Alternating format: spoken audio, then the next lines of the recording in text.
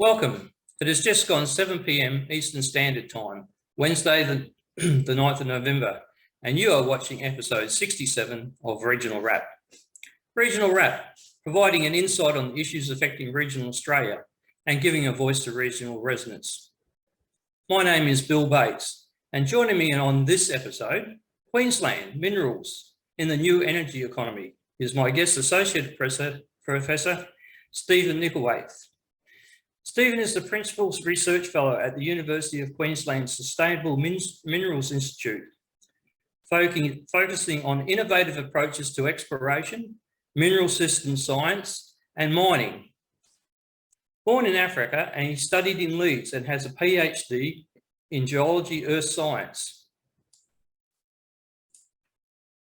Stephen was previously Discovery Manager Australia for Anglo America, where he focused on implementing state-of-the-art technology and innovative modes of thinking in order to discover new resources in challenging undercover environments.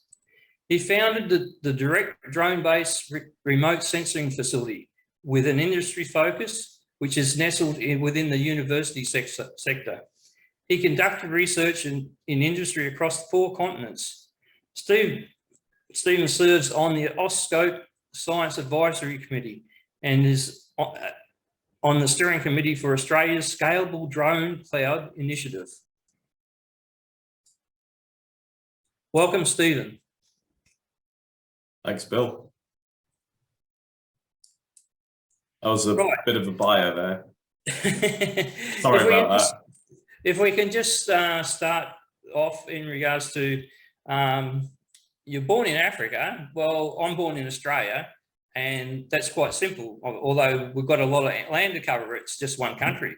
So when you say you're born in Africa, you want to be a bit more specific? Yeah, I was born in what was then Rhodesia, which is now Zimbabwe. Zimbabwe. Yeah, and in their second major city, Bulawayo. My father was working on the railways there as an accountant, and met my mother, and but then they decided for the education of their kids, they decided to move to the UK when I was about 4, so I wasn't there for very long. Okay, what about mischief in the UK as some of your misspent youth and things you got up to at university before you set out on a respectable career? Is it respectable? Yeah. All right. So I grew up in the Lake District, which not everyone will know, but that's like a beautiful part of northwest England. It's a national park up there.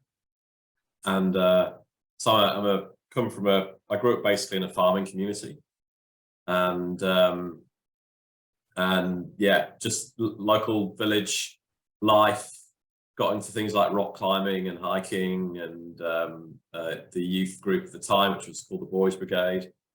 So lots of adventure sports as a youngster. And then I think one of the things with TV here now, with that show Escape to the Country or something from the UK, yeah, actually people do get a pretty big picture of what's in the UK, you know, the lakes area and then Cotswolds and all those sort of places. It's quite interesting. And it still sort of dumbfounds me a little bit. You've got 60 odd million people in a small country, but yeah, gee, you still got a lot of lush landscape sort of thing. So it is quite intriguing. Yeah, I think that's fair. And you know, to be honest, there's a lot of Brits who don't even know what's in their own backyard. And the unique thing about the UK is it changes so dramatically over a short distance. So you can see a lot of different landscape, a lot of different dialects, and a lot of different geology, just, you know, traveling a few miles down the road. So it's like a very compact country in that sense. Yeah. Okay, in regards to how do you slip into the study of geology? I mean, and why did you stick there and not say fly off to archaeology or something like that? Or that's a great question, because I did not know what geology was. I had no idea when I was a youngster. Well, I did know I loved the outdoors, and you know, I love the Lake District, and I you know, found a lot of meaning and pleasure in landscape. So I get to university, and I was rock climbing in the climbing wall, and I was doing my degree that I was doing was biochemistry and genetics, which was the only thing I could think of at the time that might have some interest for me. But I was there I started uni, and I was there for just 2 weeks, and I began to realize that this degree was a bit of a mistake. And then I went to this climbing wall, and I met a guy down there, and he was a geo, and he started telling me about the fact you could do science in the outdoors. You didn't need to wear a lab coat, and you could you could study how the Earth worked, and like, it was a bit of a revelation to me. So I thought to myself, right, I'm gonna check that out. I changed courses immediately, and I never looked back. It was one of those things where you fall instantly in love with something you didn't even know existed. But I think a lot of the reason why I liked it so much is because of my childhood growing up, you know, in such a place of natural beauty. I think the other thing is, a lot of people don't realise with just the UK that, like you say, it's varying landscapes all the way through. And you know, you've got the chalk cliffs over Kent and Dover, which are basically compiled by just carbon, calcium carbonate, and quite soft. And then you go to, I think, your little mountain chains, the Pyrenees, I think, isn't it? Pyrenees is in Spain. The Pennine or something like that. Pennine, yeah, that's it. Yeah. They're fairly hard rock, and also you got a lot of gorges that were cut after the last interglacial and scarred out of the landscape. And the other interesting thing is, with England, in the last interglacial period, people lived in what is now the English Channel. Yeah, a lot of trawlers still dig up mammoth tusks from the English Channel when they're low down their big nets to catch the fish. They actually pull up, you know, all these ancient megalodon fossils and things. Well, not even fossils, but artifacts. Well, how deep roughly is the English Channel? I would suspect it's on an ocean type scale. It's fairly shallow. Yeah, it is. Yeah. It'll only, I don't actually know off the top of my head, but I imagine it's in the tens of meters. Even like the Bass Strait between Australia and Tasmania doesn't get very deep. It's only 100 odd to 200 odd meters in places. And that was dry in the last interglacial. Well, some people walked there, you know, 70,000 years, 60,000 years or so ago. So it's a changing landscape over time. Just moving on to the topic I contact you about, the catalyst to my conversation and approaching Juliet Ivers was the paper presented by Simon Miche in regards to the requirements of eliminating fossil fuels, and that brings into play the requirements of new minerals, also phasing out of the old energy economy, and my interest in regards to Queensland, we have very strong ties to the old fossil fuel economy, which has served us well and still is serving us well as far as revenue, jobs, and all those sort of things. Yeah. But we've got to look at the future, moving forward. Can we sort of, in a reasonable time scale, and are the resources there for us to get the most out of the new economy, energy economy, for our population, our workers, and industry? Yeah. So Simon, for the sake of the viewers, is in the GTK in Finland, but he actually used to work down where I am at the Sustainable Minerals Institute a number of years ago, or studied here at least, I think. And the GTK in Finland is a little bit equivalent to our Geological Survey. And what he's done is he's looked at the European Union's policies and strategies on achieving a net zero future. And then he's asked the question, well, okay, how much energy are we using now? What technologies are supplying that?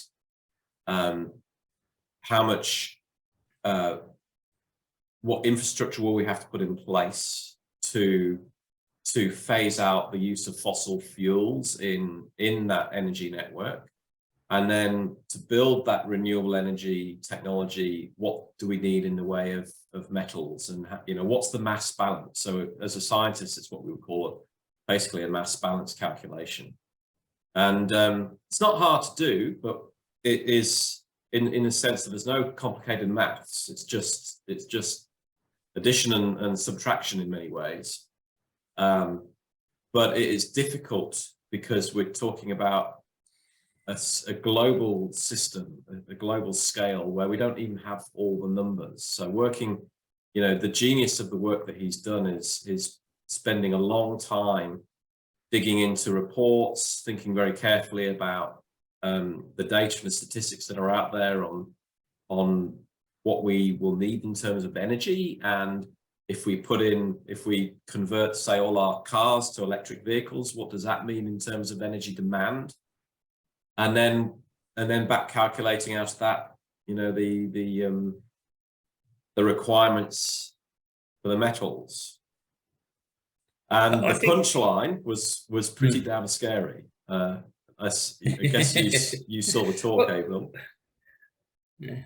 Well, the thing that gets me, usually if you're starting up a business or you're going in a new direction, you do a lot of research first, and you find out, even if I just want to build this widget, well, then you look at,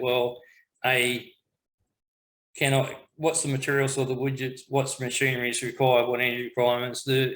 So there's a whole lot of planning, and then you don't actually, and you spend some money in researching it, and then if you find, actually this is this is not going to be profitable, or it's not going to be any use to you, or it's going to be a complete failure, you sort of stop and have a rethink. But it seems that a lot of governments that have charged over the hill, and now you're only starting to seek this information, and that's a bit worrying. I think it's worrying in the sense of the scale of the problem that we face. It's pretty understandable in the sense that the electricity system and how we interact with it, and then the implications for global emissions and climate and environmental knock-on effects. It's such an incredibly complicated network that mapping that all out in your brain and understanding it and understanding that big picture is proving really, really hard. And it's only when you get 20 miles down the journey that you actually begin to see the full extent of the landscape that's unfolding in front of you. And I think that's probably where we're at the moment. We now need to have some really mature conversations about what do we do next. Well, that report's 1,000 pages. Yeah. And it takes a long time to scroll through, I tell you, even if we're just glancing over it.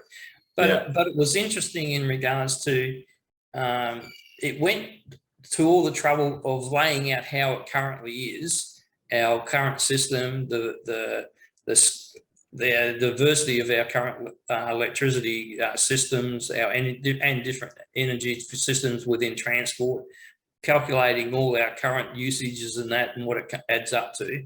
And then from there sort of rolls over to look at various scenarios. Well, if we're going to phase out fossil fuels, and we've got to just do this scenario to a certain degree, to a complete removal of fossil fuels, then it shows you what you're looking at in regards to the scale of just the electricity network you'll need to do it, plus the different components of the types of generation, whether it's biomass, renewables, nuclear, and geothermal, hydro, and things like that.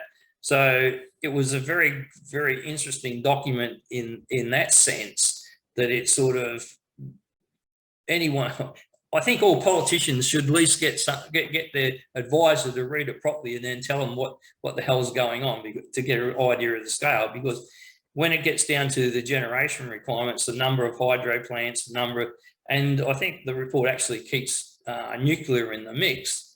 Yeah. It's a huge number, but of additional power generation plants, and that's where it comes into play. Well, if we're going to have this extra generation, well, then we're going to need all these resources, mineral resources, to make the equipment and generators to deliver this.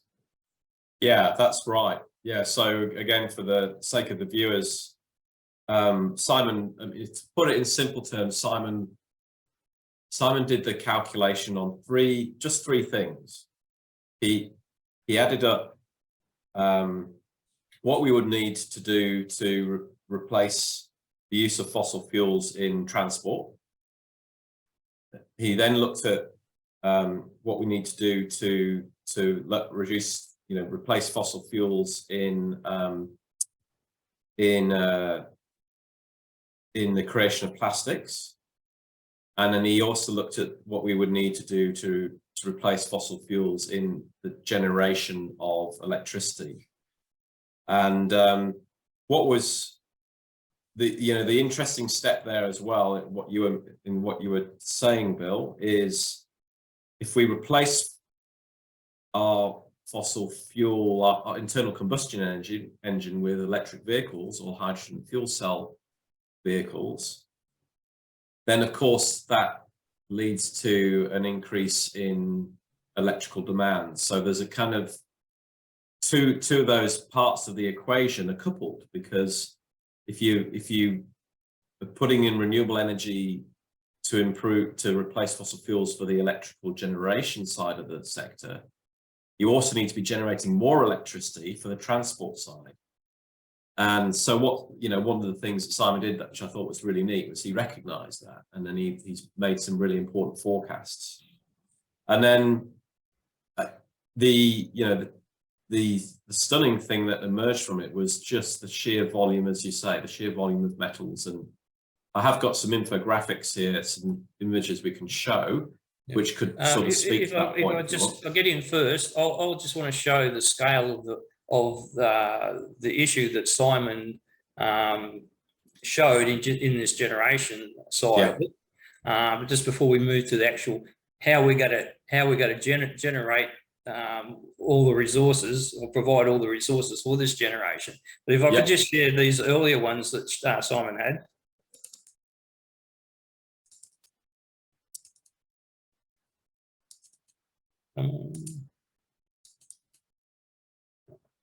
This is the 1,000-page document, sort of the cover page, and this is what he was basically talking about. I think the world's current electricity or energy requirements is about it's got here, it's about 26 terabytes, and you need to add another 30 terabytes to the system to get fossil fuels completely out of the picture. So you've got to go from about 26 terabytes to 56 terabytes of electricity or generation to bring us to the new economy. And then he also shows you the current sort of system we've got. We've got coal, oil, natural gas, and you can see renewables and geothermals are currently just very, very small. Even hydro is only 6%, and even nuclear is only 4%. So we have to sort of replace this nearly 90% of our energy economy with something else. And just touching on one other point, and that's just to keep the things the way they are, and that doesn't include improving the living standards and that for people in Africa to get them up and provide them with electricity to get up to our some sort of better living standard. And even South and Central America needs huge more imports to sort of lift it up their population as well. So that's the scale of things we face. And I suppose now the interesting part is how Queensland is in the position in the old economy and how it's got to position itself in the new economy and what resources we have to do that, and how your organisation sort of is going to hopefully help us find them and get them to the market. Yeah. So we just go to a quick slide of mine, actually, because I'll pick up on one point where we don't necessarily need to phase out gas, oil, and coal entirely. Trying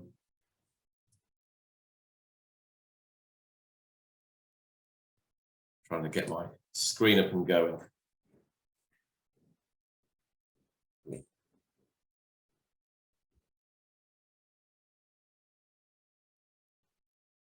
Just bear with me, Bill.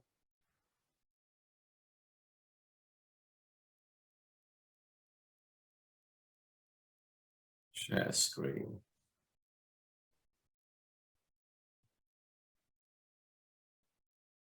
Here we go.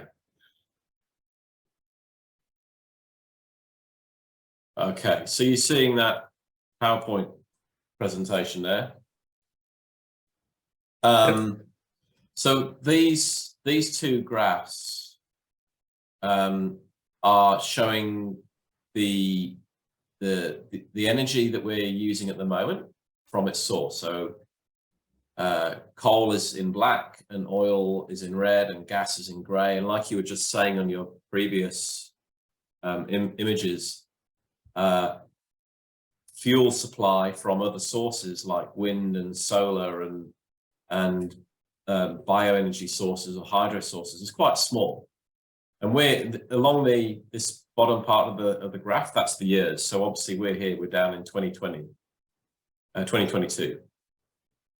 And what's interesting, these are the projections moving forward for the supply of the energy up to 2050. And this is what we need to do if we want to, this graph on the right is what we need to do if we want to achieve a net zero future. So even in a net zero future, if we can increase the amount of renewable energy to fill this gap, overall the whole system is net zero, but there's still some gas and coal and oil there providing baseline and supply for things like plastics and so on. But what's interesting about this projection is even in this net zero future, at the moment, we have a big shortfall in the projected energy that we can supply from wind and solar and so on. So this dotted line is what we need to meet, and you can see there's a gap. Yep. So yeah, so then the question comes down to how are we going to meet that, and where are these metals going to come from, and what's Queensland's role in that? And so in some ways, the Sustainable Minerals Institute, where I'm based at, we look at this problem not just in terms of how can we find it, but also what are the implications for what are the knock-on implications? Because if we have a huge new rush for copper and rare earth elements and the metals we might need to build the wind turbines and solar farms of the future, that could still have a really negative impact on the environment. So, you know, if a lot of those metals are buried in national parks or conservation areas or areas where out in rural communities where you know, the local communities might be very concerned about the developments that are taking place on their back door, then as a society, we need to think carefully about where those risks are and how the risks map together. But it certainly puts Queensland in a driving seat, because one of the things we have an awful lot of in our state are the metals of the future. So we've got enormous copper resources, most famously out at Mount Isa. And even in the mine waste, the legacy mine waste that's left over from the old operations, this is a fantastic resource for a lot of the rare earth elements and the critical metals just buried there, sort of waiting at surface for us to reprocess and contribute back into the economy. I think one of the things is too is our old energy economy is well established, and we've got communities that are tied to that. Yeah. And I suppose the thing is, all right, there's got to be new opportunities, but can those communities move or whatever, or will they sort of have to peter out, and then sort of a new generation of people come into the new areas, and these days would fly in, fly out. You don't actually get communities built. You just have people fly in, fly out, and that's the end of it. You don't re-establish communities. I suppose that's one of the things of concern for regional Queensland anyway. Yeah, absolutely. And again, at my institute, we have a lot of people who are working particularly with the coal, in coal fields. And, we're worrying about the impacts on community and livelihood moving forward.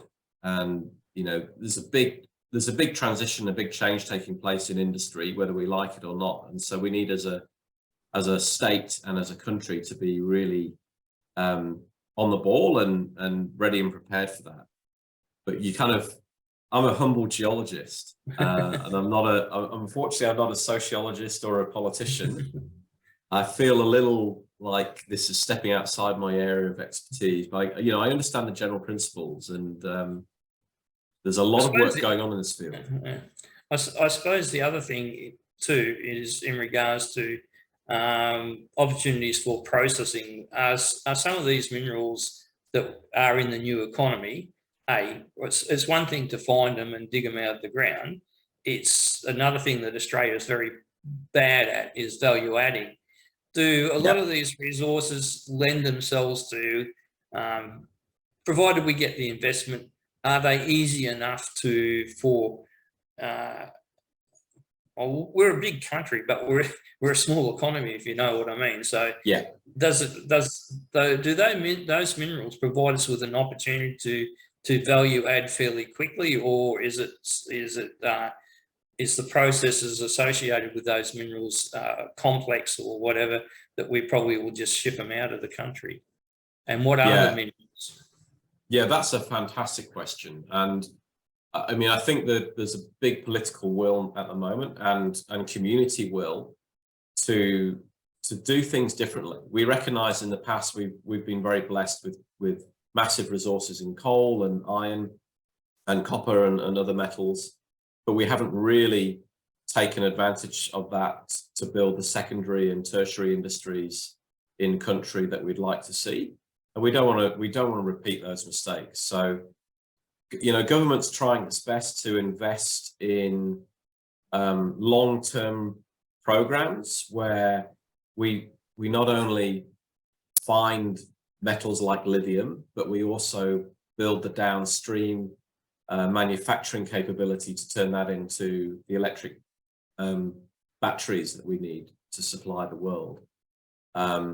Similarly, there's the same kind of conversations are taking place with the hydrogen economy, and with critical metals as well. Can we actually, as you say, value add? I think it's really early stage, but there's a huge will for that to happen. And it would be a terrible mistake to find ourselves in 20 years' time where we're just shipping it all offshore again. So in regards to your geology specialty, exactly what minerals have we got, and do we know some of the reserves we've got going ahead, or do we still need to do a lot of work? And is there more areas we can go and map and maybe find more? Right. So recommending to the viewers that report by Simon Michaud. He did actually do a summary report, which is a lot easier to digest. It's only 10 pages or so long. One of the things he points out is that we have a good knowledge of how much metals are in the ground and how much are in supply at the moment. And in order to achieve this renewable future, we haven't got enough. We basically, there's a big gap. So, so the first answer to your question is we do have to find more. The second answer to your question is Australia is just the most well-endowed continent in the world. It's got every metal and commodity type under the sun. And we have all the right kinds of deposits in our nation that supply those metals that we're after.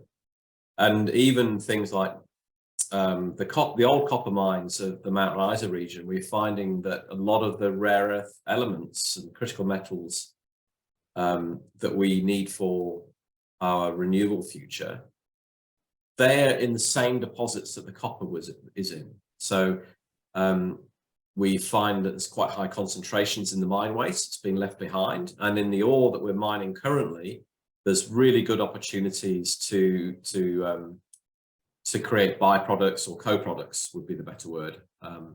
Things like cobalt and some of the rarer heavy rare earth elements you need for the magnets and things for wind farms. Obviously the northwest mineral province, Mount Isa, which looks like it's going to get a bit of a boost with the new transmission line, Copper String 2. That will be a boost to the whole region out there. And the other thing that it does is create this massive transmission line where renewables can hook up. I mean, that's one of the big problems with renewables, is the further removed from a transmission line, the more costly they are to actually install. But if we've got this massive transmission line running basically from Townsville out to Mount Isa, which is a good 1,000-odd kilometres, and I mean, I've driven out there, and with all due respect to the people who live out there and love the country, gee whiz, it's a flat, boring place. and it's an ideal place to put up some wind turbines to hook up to the grid. Yeah. I'm sorry if that offended any people out the northwest or along the highway there. Well, it's interesting you raise copper string, because if we do invest in this sort of infrastructure to connect big rural centres into the national grid, then that actually may go some way to helping the problem of finding future resources. Because one of the reasons why we can't mine some of the deposits that we know exist is because it's too expensive for each of those sites to build their own diesel generators and truck the fuel in. So if you can connect them up to a national grid line that's just down the road, then their scale of economy is far more is improved, and then we might be able to bring on a whole bunch of resources that we never could do before. And I think that would benefit, the whole of regional Australia in that sense. There has been some talk in regards to I think there's a map of Queensland with all the deposits in it. There is actually some up the Cape area as well. Yeah. So, and actually down in the southwest corner, there's a bit of area down there. So in regards to Queensland, how broad is the landscape in regards to where we can find stuff, and how concentrated is it in pockets, and how many pockets are there? that we Right. can invest in? Yeah, so good question. You're right. So you've got the Isa region, and you've got really down the whole eastern coast, from the Cape down to Brisbane. There's geology at surface, where, you know, which we can access, and where there are opportunities to find mineral deposits. Lots of stuff around Townsville potentially, and so on. One of the problems we have more broadly for the state is we're covered by what's called the Great Artesian Basin. And so that's a major water resource. And when you have you know, a really precious water resource like that, that's feeding the agricultural industry, you can't use a lot of the mining methods we'd like to use, because it would disturb the groundwater, it would disturb the aquifers. So you can't use big bulk mining methods. You can't do what we call as block caving, and you can't build massive open pits, because you'd be disturbing the aquifers in a way that's really detrimental. So currently, that would limit certain sections of Queensland from, you know, conventional mining methods.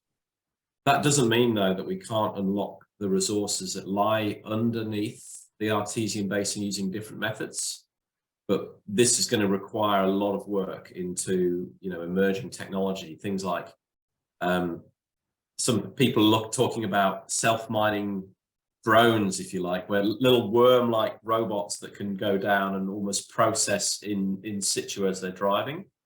There's another technique that's you know, very probably a bit more realistic than the self-driving worms, but still needs a lot of research on it to be realized, and that's known as in situ recovery. So a little bit like the oil and gas sector, where you drill and you through your exploration drill well, you extract the resource. In situ recovery is the same thing. You would drill, and when you, with the very same holes that you use to detect and find the metal at depth, you could then pump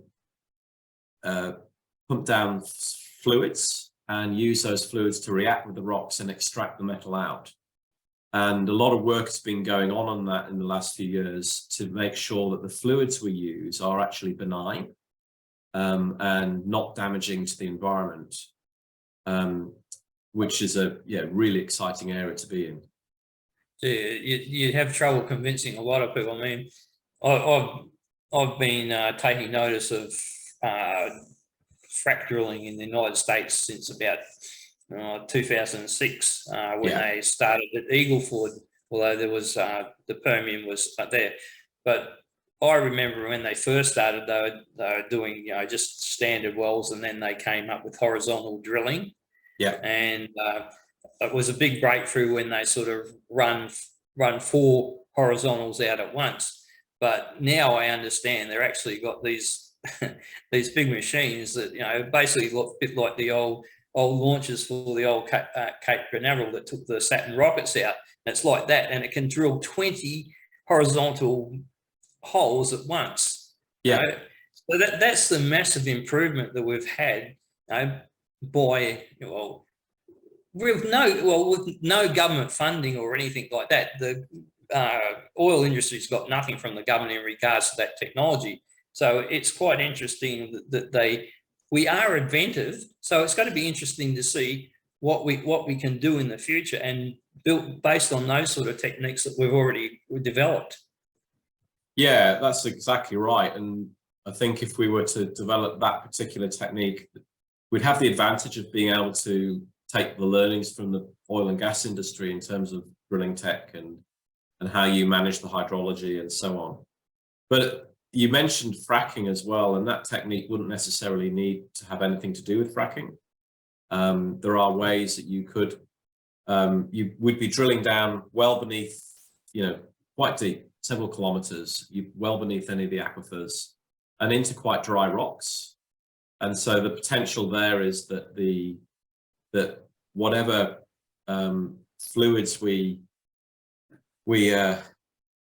pump through the drill string, that they'd just be accessing natural fractures within the rock system and then extracting the metals through chemical reactions.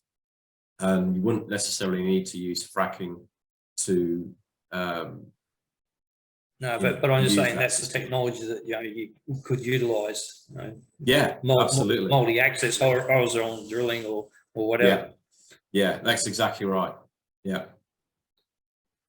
If we sort of move on now to finding additional resources, I know we've pretty got we've probably got a reasonable understanding throughout history of the different mineral deposits that we have had, like in the northwest mineral province, because they've probably been gone over a fair bit. But now we're going to have to look a bit more closely at the landscape, and that's where I think it's interesting. Your drones coming into their own. I mean, over the past history and that, when, especially back probably in the late 90s and that, you used to have aircraft set up to find uranium and that in Africa and all those sort of things, and there was runs over.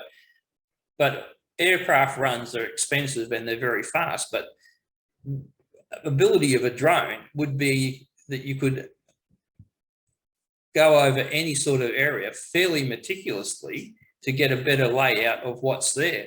So can you tell us about the drone capability of the future? And it's quite interesting that the system you're talking about is actually the drone to cloud to publishing sort of side of it. Like you can send out a drone, it can send its information up to our cyber cloud and whatever, and distribute it to anyone who you want it to go to, so they can do their research or find out information sort of on the spot. And how unique that is. Yeah. Wow. So yeah, you're exactly right. The technology that we now have at our fingertips can get really high resolution information. So previously, if you flew an aeroplane, obviously you had to put people in the air, and that's a safety risk. And there have been some really horrible accidents with aviation where they've been doing these long range surveys.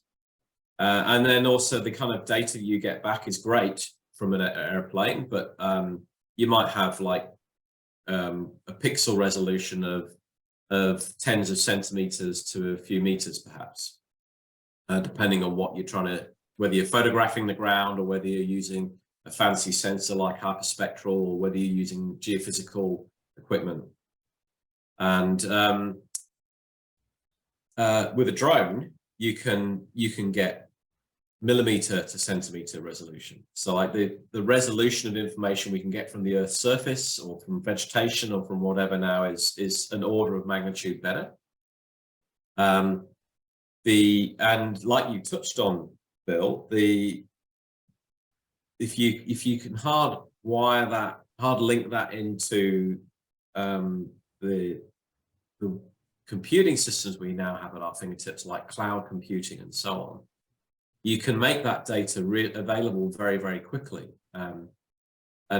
You'd be very aware that we've got a small but burgeoning satellite industry space industry growing in Australia.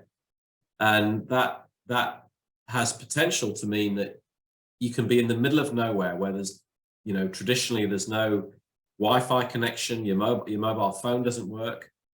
And suddenly we actually have satellite connection. We can be linking to the national, communicating data to the national network in real time and processing stuff in the cloud. And you've got a question there. You can get Elon to scatter some more Starlink satellites around for us and make life easy. But the other thing with the drones too, I presume you can put a lot of different sensors on them. And the fact that you can sort of send it to a location and it can hover and get real close to well, maybe it's up a rock face or something like that. You don't really want to, maybe you like climbing, but maybe you wouldn't want to climb up there and have a look at yourself. But you can get a drone to go there and just hover, and whatever sensors there, video, I presume you can put other sensors on it. You could get a lot more information right there and then. Yeah, that's exactly right. Yeah. And so it allows you to access places that humanly it's unsafe to go. It allows you to get a range of data. Normally with a drone, because they're fairly small instruments, you can only really take 1 or 2 sensors at a time. But you could, in the future, in the emerging future, depending on the regulations and the licenses you have as a pilot, we can be flying swarms of drones. So we can actually have 10 or 50 or 100 drones in the air, some of them with different sensors, communicating with each other and covering the landscape together. The other trick here is something known as beyond visual line of sight. So at the moment, the aviation regulations, the easiest ones that people can get hold of, mean that you can only really fly 1 drone at a time, and you're not allowed to let it out of your sight. But it is possible, working with the Civil Aviation Safety Authority, to get permission to do long-range flights and collect data that really is beginning to be on the same sort of scale that an aeroplane would get. Maybe you just want to go out to Concordia and have a look at some of the Boeing drones out there, see if you can get used to one of them. Yes, you're talking about the drone. They might be a bit more expensive. Yeah. But drone technology is moving at quite a pace. I mean, a lot of people think of just those little toys that go around, but some of these drones now that they're building can take a fair bit of payload, and they're quite large as well. I'm not talking about the military ones, but the ones that sort of around commercially. And there are a lot of players now in that development field. I think there's even a drone manufacturer down in Brisbane. And they're not talking about little baby drones. They're talking about something about 3 or 4 foot radius in the future with substantial payloads. So I suppose we can't get sort of caught up in the things. Well, what we can do with what we've got now, because things move so fast that within 2 or 3 years, there might be these things that give you the capability to do a lot more than you're doing now. Yeah, that's right. And in fact, one of the projects we've got running here now is building a drone that's going to fly and drop sensors through the landscape, which will be able to collect a type of geophysics that has never been collected before. And people didn't even think we could do that type of geophysics from a drone. And that will be the neat thing about this technology is the drone itself, everyone knows how to build those things. So the transport mechanism is pretty easy to handle. The sensors we want to put on it, they've been used, in other commercial enterprises for several years. So that's robust technology. And all we're doing now is we're putting the two together. So you can make really rapid gains in a very short period of time to sort of transform the industry. And there's some really, we're talking about obviously regional and northern Queensland here in this Zoomcast. And what I would add is there's a lot of commercial enterprises in the drone space who are up in your neck of the woods, and who are really sort of making good progress in that area. But as a geologist, would you miss going out chip? No, you still got to do that. Yeah. So yes, absolutely. But you know what? So I played with a technique known as photogrammetry, which is basically creating 3D models from photographs from a drone. And that's really useful for geo because you can fly it over the landscape and over rocky outcrops. And you get a scale of information which is far, far greater than you could ever do if you're on your hands and knees mapping it. But what you still need to do is you still need to validate the data. So you still got to get out into the field and you still got to actually sample some sections of the area that you've just flown to make sure you know what that rock type is or that sample is.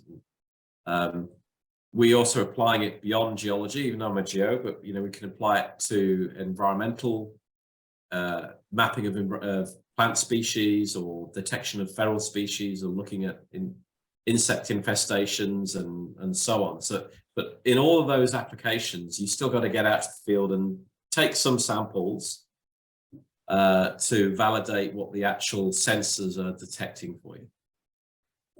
Well, just touching on another subject, you were involved in the survey for pristine rivers or something like that up here. What was involved in that? Was that drone as well, or did you actually have to hoof it around? No, that was, you're talking there about my time when I was Anglo-American, and that was actually to do with the pristine rivers legislation. Yeah. So we, as an exploration company, we were working in a part of the world where the pristine rivers legislation was having an impact, and so we got an opportunity to talk to government and have input into how they shape the legislation to both safeguard the environment and make sure that they didn't sort of kill off industry. Nothing to do with drones, unfortunately. So do you think that the drones have application in that field, you know, Absolutely. as time goes on? Yeah, so yeah. The other thing is how far behind other places is Queensland in moving forward? Because I had Professor Newman on from the West Australian University, well, maybe 4 or 5 months ago, and his area was Working Group 3 on the IPC assessment reports, which is basically mitigation and things like that. And being in West Australia, and because we've had 2 years of COVID, I mean, I come from West Australia, but we don't get a lot of news about what's going on in West Australia, other than from, I think his name's Emperor McGowan over there. That's that political side of it. But I was quite surprised in regards to, he touched on how in the last few years they've got into lithium mining, but in the hard rock area. And if I could just show a couple of photos and that to where they're up to there, and maybe we're a little bit behind West Australia, and that's, although I'm West Australian, that's pretty sad to say for an East Coastal area that we're behind Western Australia. So I'll just show these screenshots. Sure.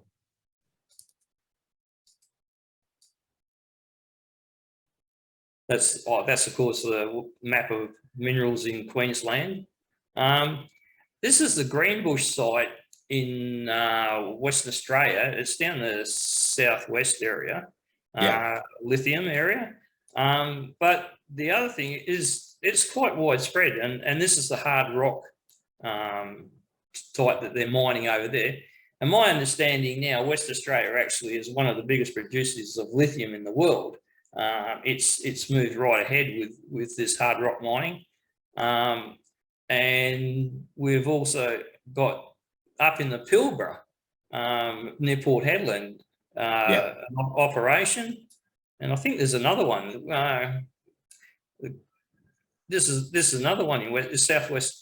They're fairly big complexes, and I don't think Queensland's got any of these things at the moment. So how far behind, and what opportunities do you think we've got, or do we have that hard rock lithium, or is ours brine based sort of thing if we're doing it? So those are good questions, and you know, if you were to look at a map of Australia and where the different types of ore deposits are, you'd see that there's big differences around Australia. So for instance, you know, the majority of the gold fields are over in WA, and the majority of iron ore is in WA, but the majority of coal is over here. So we're constrained a little bit by the geology that we have. Overall, nationally, we've got lots of lithium, but that type of lithium you're talking about, that comes from a hard rock source. As far as we know, the best opportunities for that so far have been in WA. It doesn't mean to say that they aren't present here. It's just that WA, we've known actually about the Greenbush mine that's been there for quite a long time. And even before lithium kicked off as a major industry, you know, it was supplying 40% of the world's lithium. In Queensland, we've got much greater opportunities that we know of. We're probably ahead of the rest of the nation in terms of the rare earth elements, and also things like copper. So we've got a really good, strong industry in those areas, and so much so that you know, the European Union and Japan have are looking to us as a state to potentially be a supplier for their needs in those areas. I think that's one of the interests in Townsville. There's a lot of activity and talk down there, and obviously in Gladstone as well. Yeah. But there seems to be a number of foreign countries courting, well, I suppose the regional governments and things like that, the local council type things in regards to what the infrastructure is going to go in there to sort of help them move into that even processing or exporting facilities and that for it. And that also leads in the conversation about hydrogen and hydrogen hubs and things like that. So you think a lot of it's going to be driven by these overseas interests and their demands rather than our own internal demands? Gee, that's a question for an economist, but I'm going to make a guess that the answer is yes. But what I will say about that, Bill, is I think we're in a really good position in some ways, because one of the reasons why, there's two reasons why these overseas nations are coming to us. One of them is they want to have a diverse supply. So they don't want to rely on, say, China for the rare earth elements that rare earth element supply, because China can and has in the past cut that supply to the rest of the world when its own needs weren't being met. And then the second reason why they're coming to us is because we can guarantee an ethical approach to sourcing and mining those metals, which aren't necessarily true in some of the more I'm going to have to be very careful with my words here, but in some other parts of the world. So and there's a technology emerging known as, you know, blockchain technology. It's the same technology that underlies cryptocurrencies. The reason why that technology is useful here is because it's going to allow us to potentially track from source to consumer a kilogram of metal, which means someone in the European Union who's concerned about the ethics and the source of where these metals have come from, they can be guaranteed that it's come from Australia, and that we in Australia have got really good regulations with regards to the environment, and with regards to community engagement, and with regards to clean up afterwards. And so it gives them a certain amount of assurance that the metal that they're now using in their product has come from an ethical source. And I reckon that's a real strength for Queensland and from Australia moving forward. There's going to be a lot of people around the world looking to us to supply their metals. I suppose the other thing they'll probably want is assurances from the government not to change the royalties arrangements midstream. It's quite interesting in regards to that change before, it's nearly 6 months ago, it was forecasting that, and it's generated a lot of money. Gee, it did generate a lot of comment from our main trade nations like Japan in regards to, you know, they were fairly upset that you change midstream. So I would hope that we sort of, when we go into our next economy, all these things are locked in right, so we don't cause those consternations among your customer nations. Yeah, look, well outside my pay grade, but I've seen the trouble it's caused. It's kind of an interesting debate, though. You know, if you look at Norway, they basically put in place very early on when they started extracting the oil and gas, a certain type of royalty which they just saved up for national benefit. I can't even remember the formal name of it. You probably know, Bill.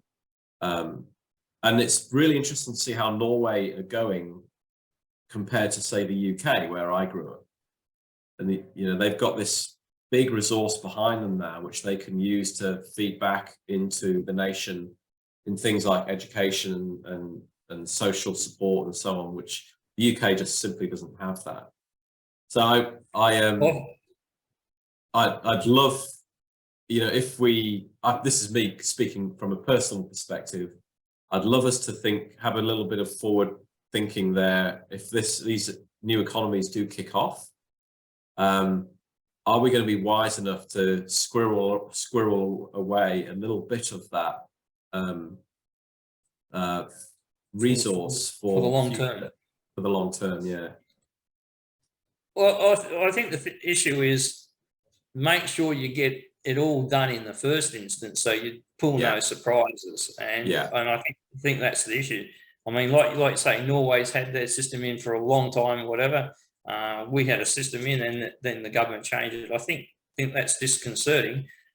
So we need to have those when we go into this economy, and we're looking at new minerals and that.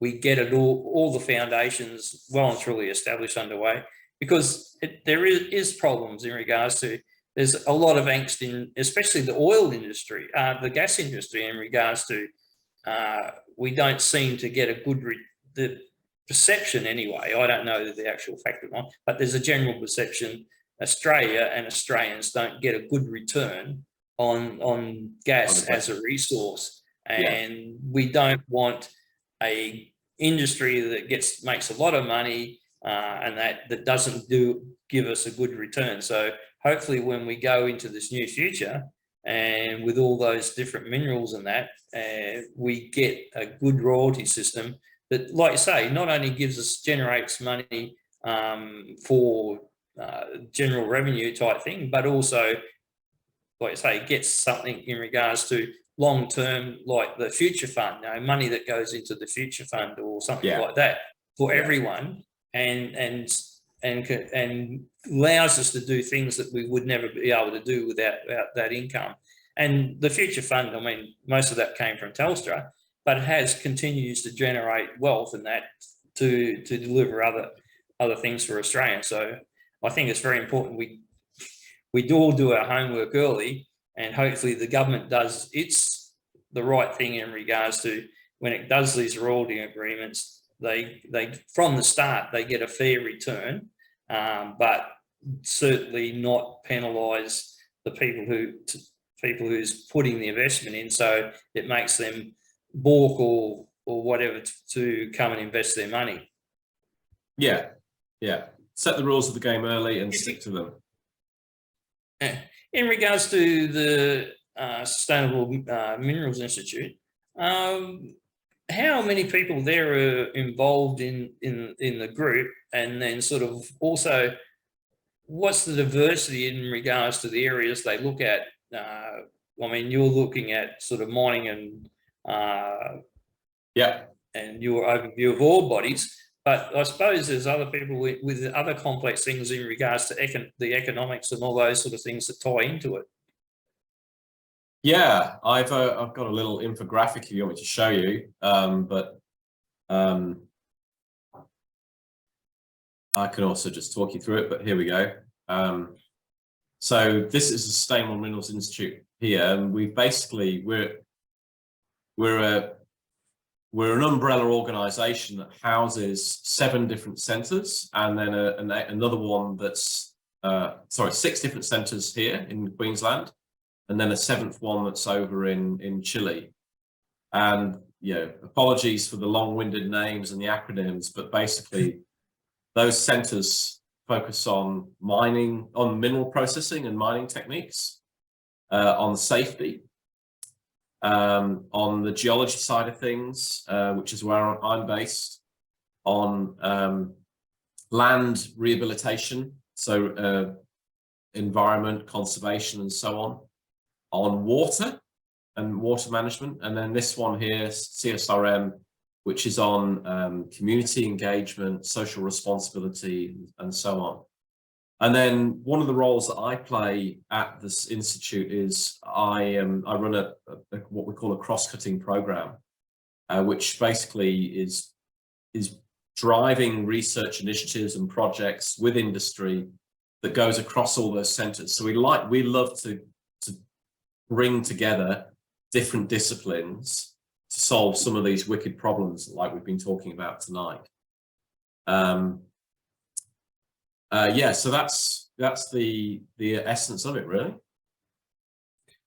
And I suppose it has a reasonable pipeline to government and bureaucracy in regards to as projects come up. Your expertise and that's required. Yeah, we're interesting because we work not just with the mining industry, but we work, yes, into the departments and in Queensland and federally. And we also work with the communities and with NGOs. So there's really quite a big spectrum of engagement that we have. Okay, we've gone over the hour. I'd just like to give you the opportunity to just emphasise anything in particular that we talked about tonight, and do a little bit more salesmanship for Queensland University. Thank you. Yeah. Yeah, it's been great to speak to you, Bill, and I really thank you for that. And I do think this is a super important topic.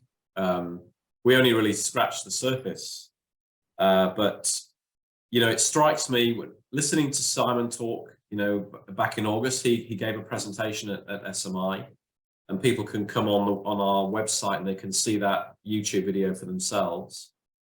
But it strikes me what we need to do is we need to change the narrative. We need to change the story around mining and environment and renewable energies, because mining is always depicted as the villain. But actually, moving forward, mining has got to be at the same table as the renewable energy sector and as the environmentalists try to solve this problem together. Because if we don't, we're not going to be able to achieve that renewable energy future we want to achieve, and we're not going to get anywhere near net zero. I think the other thing is too, if there's not a change in mindset and more acceptance of mining, like you have, I mean, there's got to be a review of all the coal mine projects, which was triggered by an application by the Central Queensland Ecology Group, and that's basically going to hold up a lot of projects. And it doesn't take much to hold up a mining project. So, and I understand the willfulness of some people in the environmental movement against coal because they associate it with climate change. But if they take that same approach in going to new mining in regards to, and it will disturb the environment. Any mining disturbs the environment. So if they're sort of still doggedly on that path that they don't want a sod of earth turned over, then it's going to cause all sorts of problems in regards to actually move from the old economy to the new economy and energy. So hopefully one of the roles that your overall group would do is also, I don't know the right word is, pacify them, or sort of at least bring them into the rational conversation rather than just no mining sort of thing. Yeah, that's exactly right. That's the future I hope for. We need to have a really mature conversation around this and like all come together, because if we don't, like it, you could imagine a future where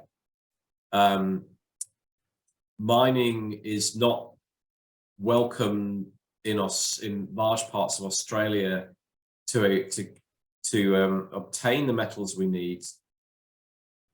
That doesn't mean mining doesn't happen. It just means mining is going to happen around the rest of the world to meet the demand.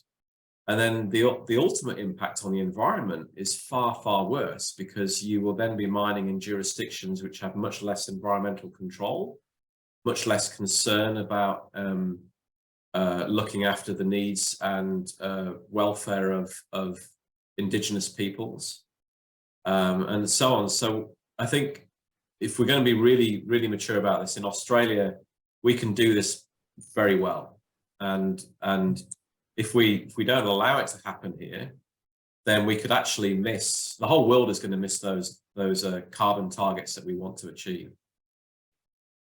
Yes, it is a matter of mature conversation, because I find some of the rhetoric from these let's not do anything, have none of this, is a very childish sort of stubborn no sort of thing, rather than a mature conversation.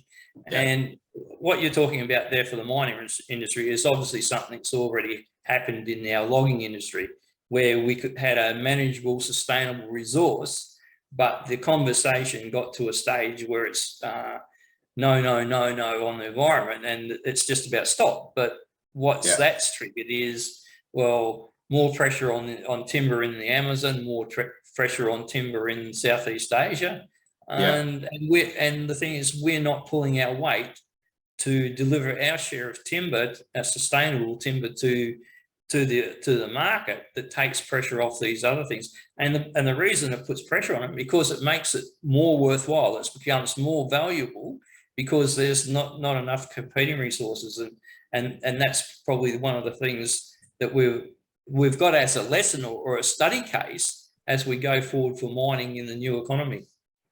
Yeah. Okay, Steve, look, thanks very much for your time tonight. If you just stay on air for a second, I'll just introduce next week's guest and have a little chat to you. And thanks very much for your time tonight. Really if you have enjoyed us, thank you. If you enjoyed our show, please like, share, and subscribe to our Facebook channel page, and you can also subscribe to our YouTube channel. Next week, I'll have guests on in regards to the area affected by the new or proposed pumped hydro station and dam on the Pioneer and Burdekin area. It's an interesting case in regards to Queensland. We've had governments for a number of years being opposed to building any dams, yet we can easily rustle up $12 billion to build a pumped hydro dam, but we can't get one for irrigation or town water. So please join us next week when we talk to the people down on the Burdekin. Thanks very much.